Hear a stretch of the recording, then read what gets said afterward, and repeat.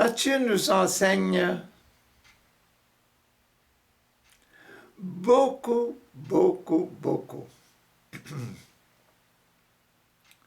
Nous sommes dans l'avant-bras. Donc, nous sommes dans les passages sur le sacrement de réconciliation. Sacrement de réconciliation dans le Notre Père, que ton règne vienne, Papa mon Dieu. Jésus va chercher à réaliser le règne du royaume de Dieu, le règne de Dieu dans son royaume des cieux et sur la terre. Jésus est envoyé sur la terre.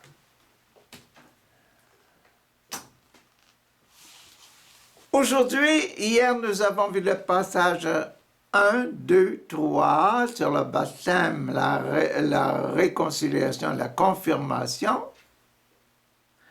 Aujourd'hui, 4, 5, 6, 7, l'Eucharistie, l'extrême-onction, l'ordre et le mariage.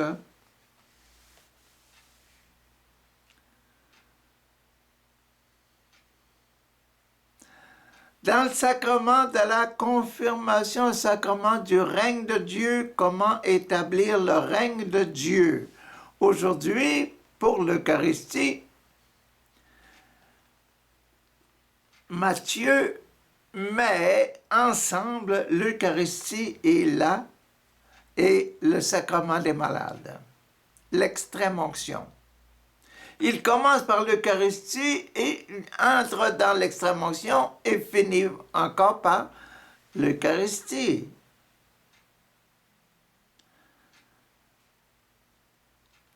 Dans l'extrême-onction, nous avons aussi le don de la petite hostie, là, dans notre temps d'aujourd'hui.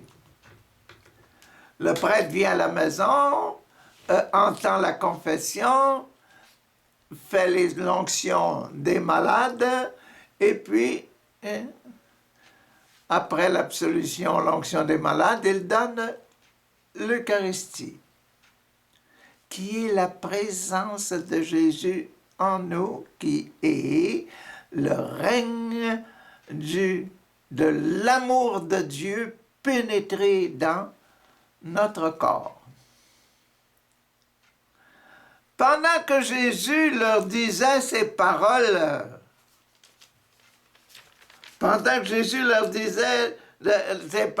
c'était quoi au sujet du jeûne?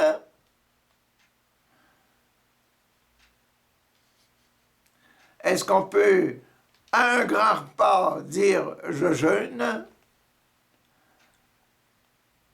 Quand le maître est là, est-ce qu'on doit jeûner? Présence, absence. Et aussi, il terminait par la pièce sur un nouveau vêtement, et sur un vieux vêtement, et le vin nouveau dans les vieilles outres. C'est ce qu'il disait. Pendant que Jésus disait ces paroles, un chef juif arriva, se mit à genoux devant lui et dit « Ma fille est morte !»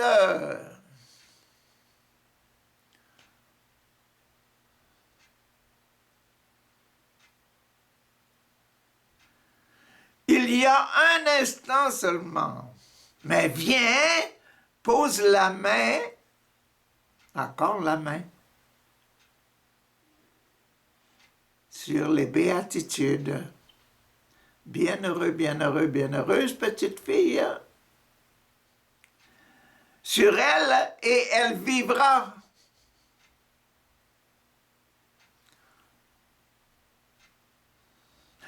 Jésus se leva et le suivit avec ses disciples. Jésus se lève, suis. Donc, Jésus parmi nous, c'est bien le sacrement de l'Eucharistie. Vivre en famille avec Jésus, se maintenir, nous, à la maison actuellement, là, vous, là, et moi, là, quand on reste en la présence de Dieu, quand on prie presque constamment, nous sommes en état d'Eucharistie.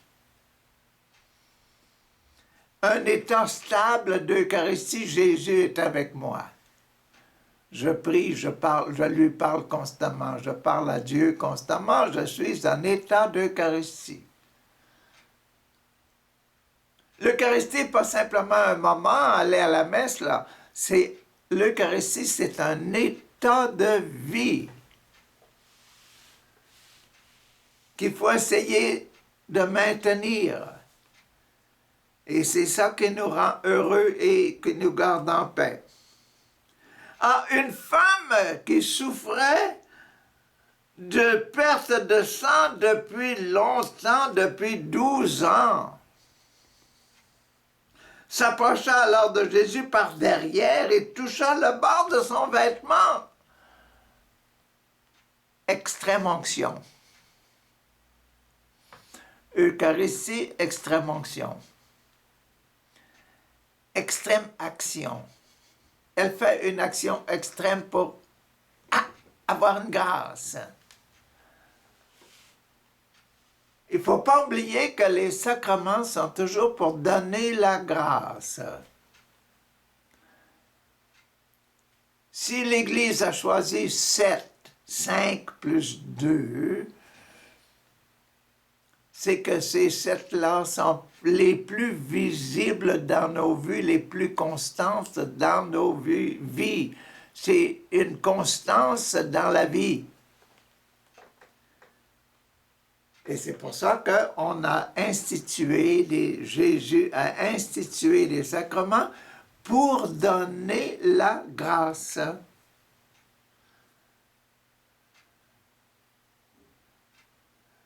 Ah! Car elle disait, elle toucha le bord de son vêtement, car elle se disait, si je peux seulement toucher son vêtement, je serai guérie.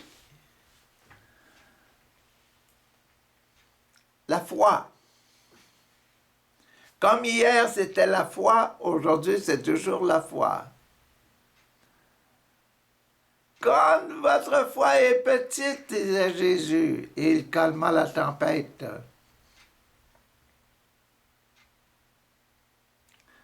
La foi, important, très, très important. Merci, Esprit Saint. Si je peux seulement toucher son vêtement, je serai guéri. Jésus se retourna, la vit, l'aperçut et dit, « Prends courage, ma fille. » Mon fils, ma fille, ça donne toujours l'impression qu'on s'en va. On va prendre nos racines dans notre sacrement de baptême. Prends courage, ma fille. Tu es ma fille, tu es la fille de mon papa. Et moi, par mon sacrement, je te fais la fille de Dieu. Prends courage, ma fille. Ta foi t'a guéri. Ah, c'est bien ce que je vous disais. La foi guérit. La foi guérit.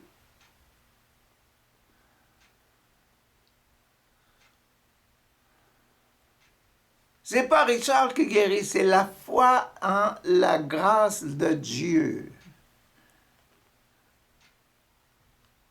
C'est pas Joseph là-bas qui vient mettre les mains, demander l'Esprit Saint de descendre, là. C'est pas ce Joseph-là, c'est pas ce Marc-là, c'est pas la Béatrice, c'est pas La Céline, non, non, non, c'est ça, c'est seulement l'Esprit Saint, la force de l'Esprit Saint, l'Esprit de Dieu qui guérit. Si l'Esprit Saint nous demande d'être son instrument pour parler et puis pour mettre la main,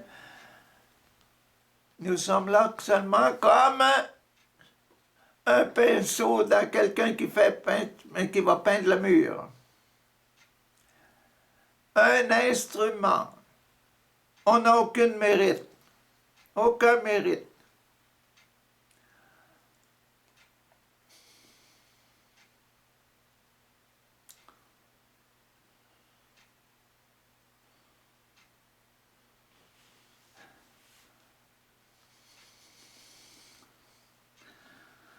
Aïe, aïe, aïe, aïe, aïe. Ta foi t'a guéri. À ce moment même, la femme fut guérie. L'action, l'extrême action. Elle a fait une extrême action en touchant le vêtement de Jésus. La réaction de l'Esprit Saint, il y a à la foi, à cause de la foi.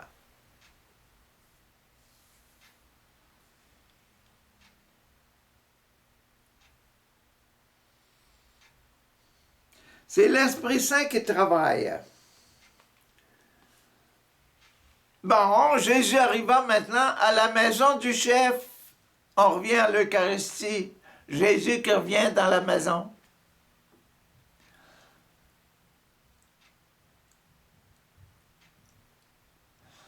Et l'Eucharistie dans le sacrement de l'extrême-onction, tantôt, là, c'était simplement « ta foi t'a guéri, là ». C'est Jésus qui dit à la femme là, qu'il avait touché, qui avait touché son vêtement, « ta foi t'a guéri ». Et là, l'Esprit Saint a travaillé.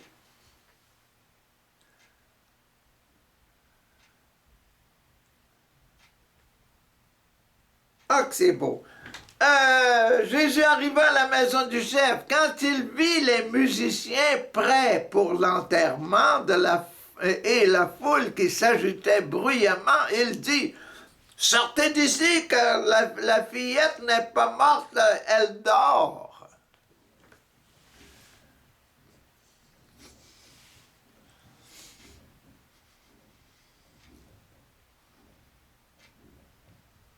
Ils se moquèrent de lui. On l'a vu mourir, on a déjà rendu ici une grande troupe, une foule pour pleurer. On attend seulement que les gens de la maison lavent le corps et qu'ils le mettent pour nos démonstrations. Quand on eut mis la foule dehors, Jésus entra dans la chambre, il saisit la fillette par la main et elle se leva.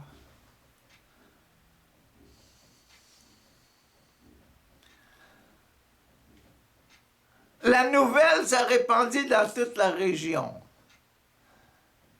Matthieu, cours, cours, cours, cours.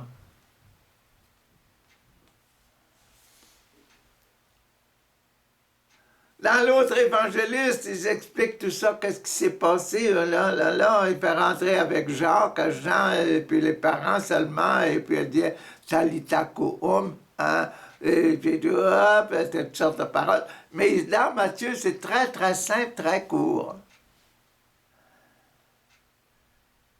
Matthieu, il a seulement besoin de montrer que Jésus, on a ici la vie et la mort. Deux opposés, ou bien on est en vie, ou bien on est mort. Dans le sacrement de l'extrême-onction, c'était la même chose. La femme, là, elle perdait du sang, perdait du sang, donc elle n'était pas en forme du tout pour avoir des enfants, pas moyen d'avoir de relation avec son mari pour penser avoir des enfants. Non, c'est pas possible. Donner la vie. Elle ne pouvait plus donner la vie. Donc, dans les deux passages, l'Eucharistie et l'extrême-onction, Jésus avait un choix entre deux choses, la vie et la mort.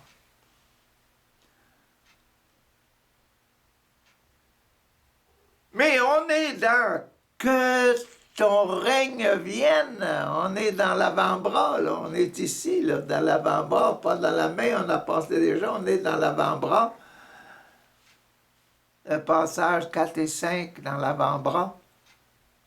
L'Eucharistie et l'extrême-onction dans l'avant-bras. Et l'avant-bras, c'est que ton règne vienne.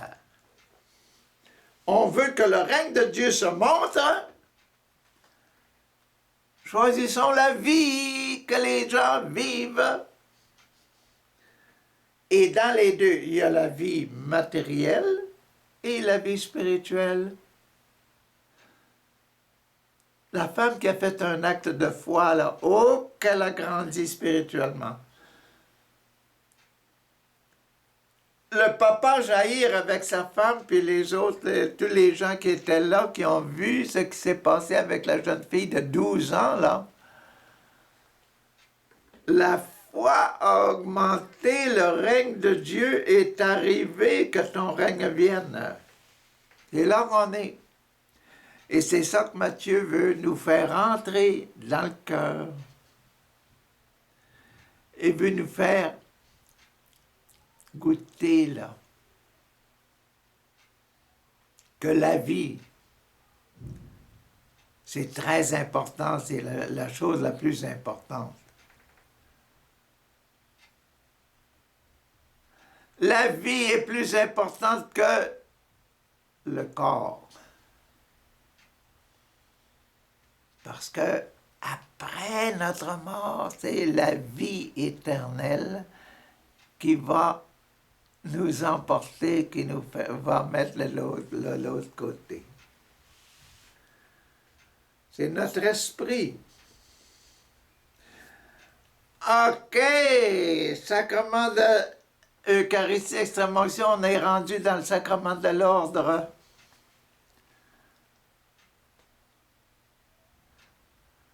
Sacrement de l'ordre, Jésus partit de là, la maison de Jaïr, et comme il passait à un certain endroit, deux aveugles,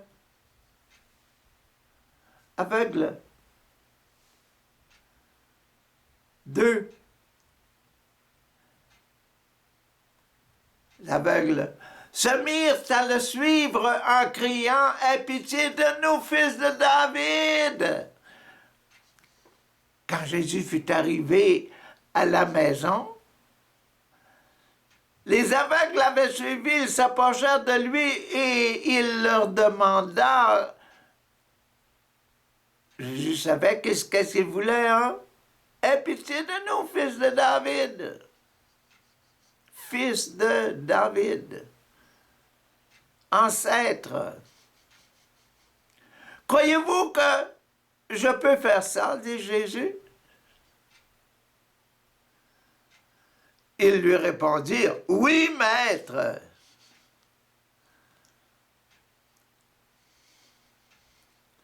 La foi. Croire. Je crois en Dieu le Père Tout-Puissant, je crois en Jésus-Christ, son Fils, né de la Vierge Marie, a souffert sur Ponce Pilate, arrêtons de pleurer. C'est là qu'on est, là. Arrêtons de pleurer.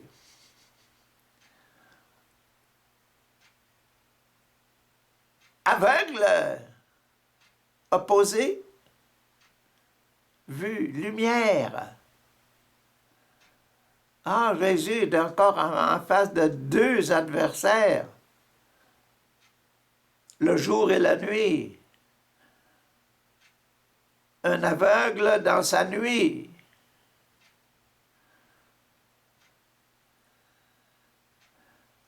On doit donner le jour, on doit donner la lumière. Et Jésus choisit la lumière. Alors il leur touchant les yeux, il dit, qu'il vous soit fait selon la foi que vous avez. Et leurs yeux purent voir.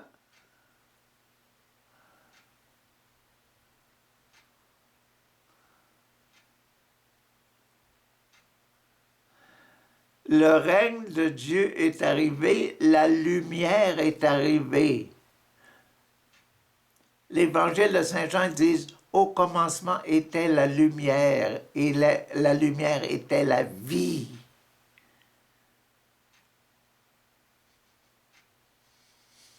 Il faut y croire, hein? La foi. Croyez-vous que je peux faire ça? Oui.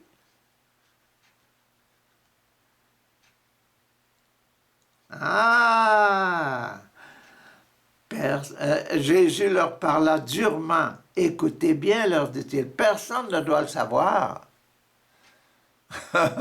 Jésus, personne ne doit savoir ça. Tu me donnes un cadeau puis je ne peux pas le montrer. Tu me donnes un bicycle puis je ne peux pas me promener avec. Tu me donnes un auto, je ne peux pas aller visiter les gens.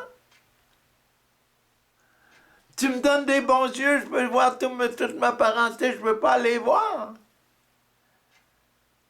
Je les voyais pas avant, maintenant je sais, ça c'est Richard, ça c'est Marcel, ça c'est Céline, ça c'est José, ça c'est... Ben, ils ne pouvaient pas s'arrêter. Les deux aveugles ne pouvaient pas s'arrêter. Mais ils s'en allèrent et parlèrent de Jésus dans toute cette région. Merci Jésus pour les cadeaux, merci pour les cadeaux. Et le règne de Dieu est arrivé la lumière. Au commencement, il était la lumière et la lumière était la vie.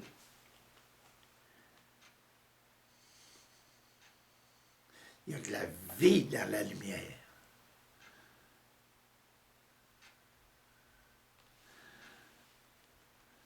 La foi, ce sera fait selon votre foi. C'est ça qu'il faut qu'on améliore chez nous, la foi. Ah, allons maintenant dans le sacrement de mariage, le dernier sacrement de notre liste. La fidélité, soyons fidèles.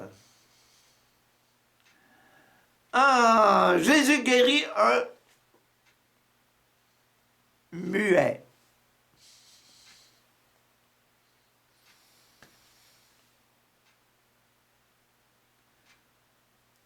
Quand j'ai fait la présentation hier, je dis ça, là, hein, vous allez avoir ça, vous allez avoir ça. Le muet. L'opposé de muet, blablabla, la parole, le son.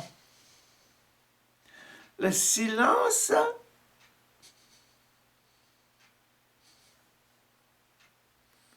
le son, blablabla.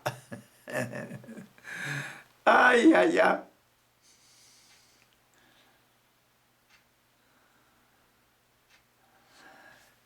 Dans Saint Jean, il commence aussi, hein, au commencement était la lumière. Mais ils disent, au commencement, il était aussi le Verbe, la parole. Et la parole était la lumière, la parole, et dans la parole était la vie. Le royaume, si on veut que le royaume de Dieu vienne, donnons la parole. Jésus choisit de donner la parole au commencement, au moment où il s'en allait. Les deux aveugles, on amena à Jésus un homme qui ne pouvait pas parler parce qu'il avait un esprit mauvais. Il était possédé, il ne pouvait pas parler. Probablement qu'il était sourd aussi. Un sourd-muet.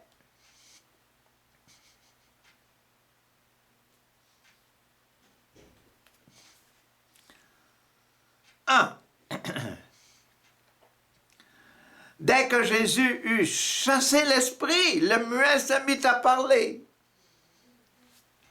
Youp!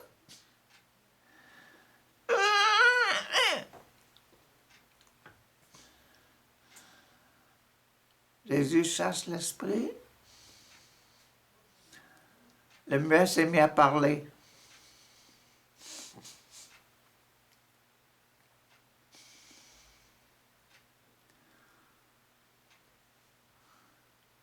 Ah! Les foules étaient remplies d'étonnement et disaient, on n'a jamais rien vu de pareil en Israël. Mais les pharisiens, eux, qui perdaient leur job, les pharisiens, là, les chefs de l'église, là, qui perdaient leur job parce que Jésus devenait tellement populaire, tout le monde courait après Jésus. On allait à la synagogue parce qu'on pensait Jésus va être là, Jésus va être là. On courait Jésus plus que les pharisiens. Les pharisiens disaient, c'est le chef des esprits mauvais qui lui donne ce pouvoir de chasser les esprits.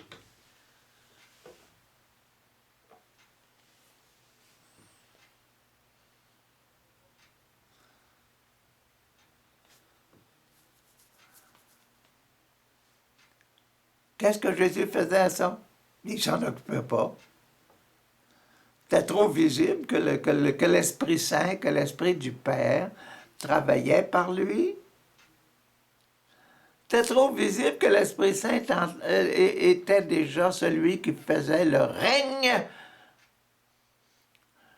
de Dieu le Père. C'était trop visible. Jésus passait dans toutes les villes et tous les villages et il l'enseignait dans leur synagogue, prêchait la bonne nouvelle du royaume et guérissait toutes les maladies et toutes les infirmités, ce que les pharisiens ne pouvaient pas faire.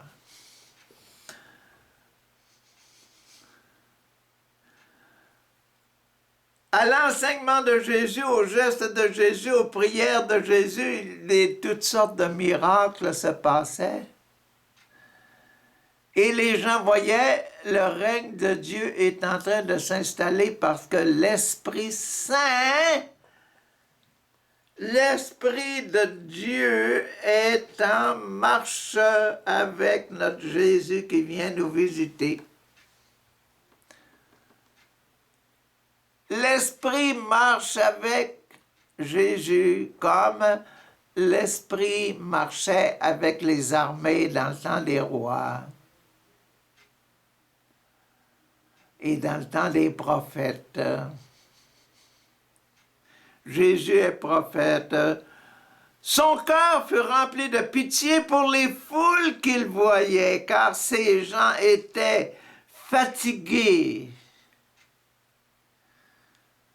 Ils étaient fatigués de leur religion, ils étaient fatigués des pharisiens, puis des scribes. Ils étaient découragés parce que les scribes et les pharisiens ne faisaient pas de miracles. Ils étaient comme des moutons qui n'ont pas de berger, qui n'ont pas réellement de leader. Ils avaient perdu leur Moïse, ils avaient perdu leur Élie, ils avaient perdu leur Ézéchiel. Plus de prophètes, plus de présence de l'Esprit Saint. Ah, maintenant Jésus. Ah, voilà ce qu'on cherche, voilà ce qu'on attend. Voilà celui qu'on attendait. Découragés comme des moutons qui n'ont pas de berger. Jésus dit alors à ses disciples, il y a une grande moisson. Il y en a des cœurs qui veulent voir Dieu. Il y en a du monde qui veulent voir Dieu. Mais peu d'ouvriers pour la rentrée, peu d'ouvriers pour les aider.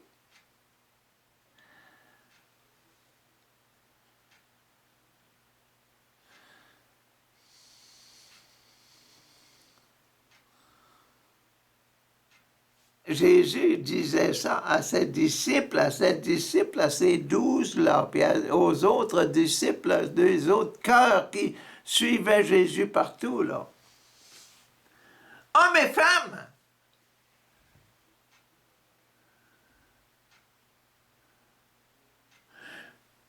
Ah! Le monde est si beau. Il n'y a pas d'apôtres, il n'y a plus de prophètes.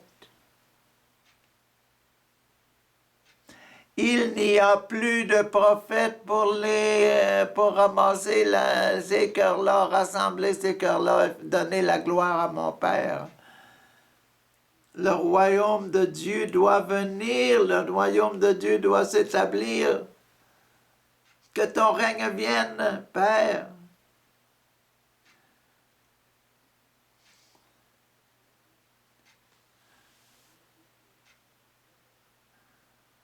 Père, Papa, envoie des vocations, envoie ton esprit dans le cœur des jeunes filles, des jeunes hommes, afin qu'ils deviennent des prophètes, des vrais prophètes actifs dans nos paroisses, qu'ils remplissent l'Église, qu'ils fassent du bien dans l'Église, qu'ils se mettent à prier sur les gens, qu'ils fassent des réunions charismatiques, des réunions de prière, et qu'ils demandent avec foi. Et c'est à ce moment-là qu'on va voir l'Église, et monter, et grandir, et grandir, et grandir, et grandir. Quand la foi grandira.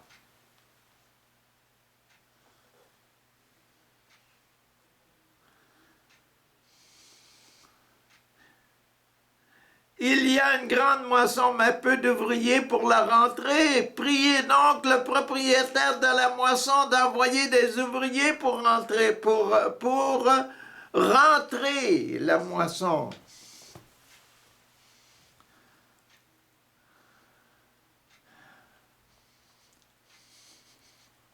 Papa mon Dieu, aide-nous à trouver des apôtres et des prophètes. Je dis des prophètes parce qu'un prophète, c'est celui qui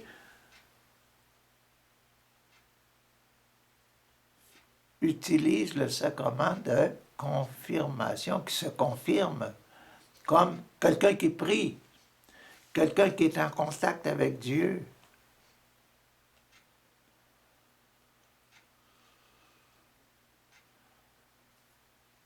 Quand Dieu parle à un prophète, le prophète n'est pas obligé d'aller à voir son ami, d'aller voir d'autres, là, puis dire c'est-tu vrai que le bon Dieu m'a dit ça? Non, le bon Dieu t'a parlé. Le bon Dieu me semble qu'il doit t'ouvrir les oreilles, me semble qu'il doit t'ouvrir les yeux et t'ouvrir aussi la bouche pour parler. Si Dieu vous parle comme des prophètes, comme à des prophètes, là, il faut l'écouter, lui, et lui obéir à lui. Si vous avez des désirs de suivre Jésus, là, il faut aller voir le prêtre, aller voir des conseillers et dire qu'est-ce qu'on peut faire dans l'Église, là. Qu'est-ce que vous voulez que je fasse dans l'Église pour montrer ce que Dieu, pour continuer le chemin que Dieu m'a donné, là.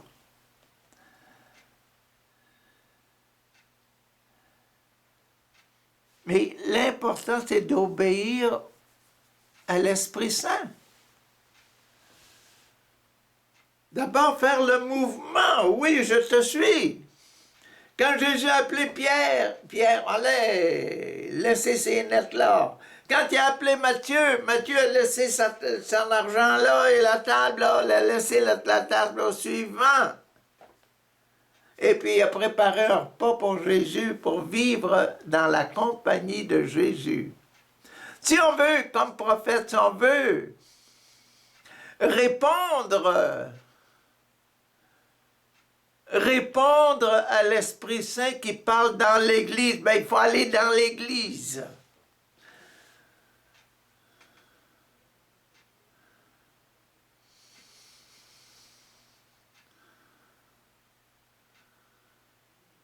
Il faut travailler avec les prêtres, puis avec les évêques, puis avec les religieuses, puis avec le centre pastoral, puis avec l'équipe pastorale d'activité dans sa paroisse. Assister aux réunions et puis entrez dans ces groupes-là. Si vous sentez que vous avez un appel, s'il vous plaît, joignez. On manque de décision, on manque d'écoute et de vraies prières. Si vous sentez un appel vocationnel, s'il vous plaît, dites merci, merci, merci Seigneur, merci Papa, merci Jésus, merci Maman Marie. Pourquoi? Parce que Maman Marie, c'est dans la maison, là, chez vous, là, la meilleure personne pour donner l'éducation, c'est toujours la maman. Pour notre vie personnelle, là, hein, la meilleure personne pour nous permettre de vivre la vie chrétienne, c'est encore la Maman Marie. N'ayez pas peur de porter des fleurs, n'ayez pas peur de dire votre rosaire, n'ayez pas peur de montrer publiquement que Maman Marie est très importante pour votre vie spirituelle. Parce que le royaume de Jésus a été créé par Maman Marie. Jésus est né de Maman Marie. Et c'est Maman Marie qui l'a lavé, puis qui l'a maintenu, puis qui l'a fait grandir, puis qui l'a guidé.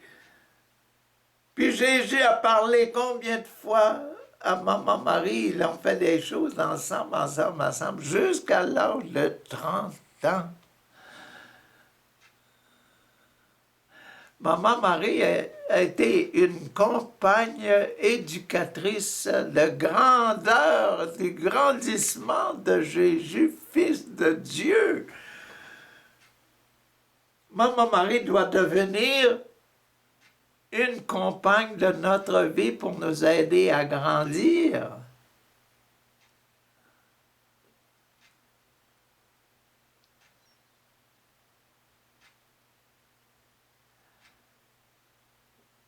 Si vous êtes appelé, ne refusez pas.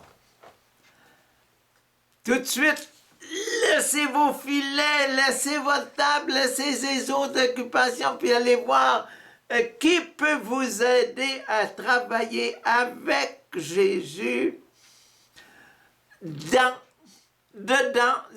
son esprit. Avec son Esprit Saint. Bon, on a vu la main, on a vu l'avant-bras, là on rentre dans le bras. Que ton nom soit sanctifié, que ton règne vienne, que ta volonté soit faite sur la terre comme au ciel. Wow. Que ta volonté soit faite, Papa mon Dieu. Oh. Né de la Vierge Marie, a souffert, je pense, Pilate, a été crucifié. Oh, ça correspond à ça dans le credo, là. Demain, ce sera ça.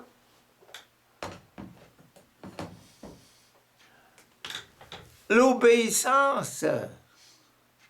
Le numéro 3.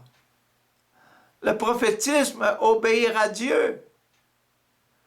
Le numéro 3, le sacrement de confirmation. Il faut que je me confirme.